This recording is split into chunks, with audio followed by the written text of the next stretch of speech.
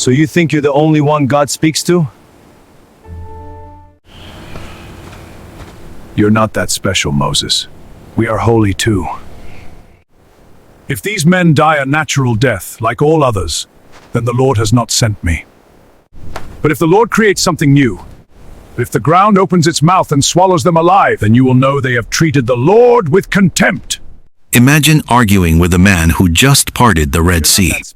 Imagine looking at Moses, the man who speaks to God face to face, and saying, "You're not that special." That is exactly what happened one day in the wilderness. And it ended with the ground opening up and swallowing people alive.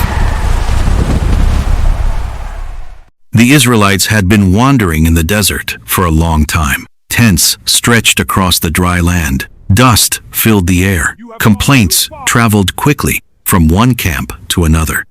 Leading them was Moses, a man who never even wanted to be a leader, and his brother Aaron, the high priest. The murmuring is growing. I never asked for this. Then came Korah. Korah was not an ordinary man. He was a Levite, part of the tribe chosen to serve in holy duties. He already had responsibility. He already had honor. Why him and not me? But it was not enough for him. Are we not all holy? Yes. Why then does Moses lift himself above us? He gathered 250 leaders of the community, respected men, well-known and influential.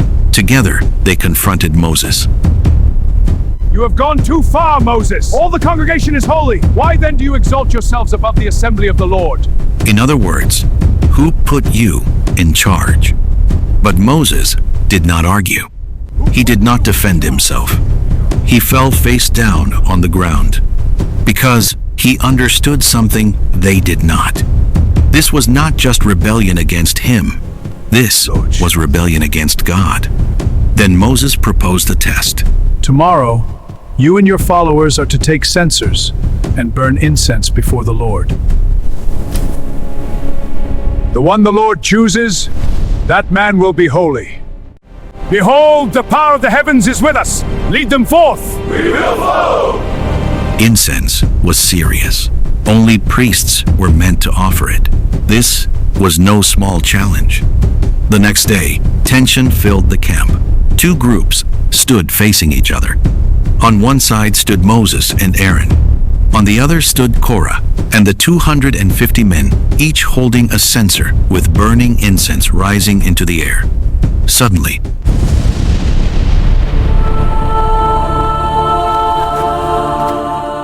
the glory of the Lord appeared to the entire assembly.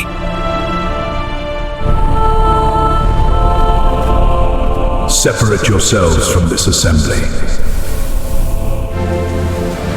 But instead of stepping away quietly, Moses and Aaron fell face down again. They pleaded for mercy. They asked God not to destroy everyone because of one man's sin. God then instructed the people to move away from the tents of Korah and his allies, Dathan and Abiram. The crowd quickly stepped back. Families gathered their children. Whispers spread through the camp. Something was about to happen. Korah and his supporters stood defiantly at the entrances of their tents. Then Moses spoke. If these men die a natural death, like all others, then the Lord has not sent me. But if the Lord creates something new, if the ground opens its mouth and swallows them alive, then you will know they have treated the Lord with contempt. As soon as he finished speaking, the ground beneath them split apart. The earth opened. The land beneath their feet cracked wide open. The men fell, their households, everything that belonged to them. They went down alive into the earth, and the ground closed over them. But it was not over. Fire came out from the Lord and consumed the 250 men who were offering incense. In moments, the rebellion was silenced. Where there had been tents and voices, there was now stillness. The Lord has spoken. This story was not about politics. It was about pride. Korah already had a role, but he wanted more. He was not content with serving. He wanted authority. He cannot frighten us! We will not move! He challenged what God had established. Rebellion can look confident. It can gather supporters. But when pride rises against what God has set in place, the ground beneath it is not stable. And yet, through it all, Moses kept falling on his face in prayer. O Lord, He was not have mercy on trying your to people. win an argument.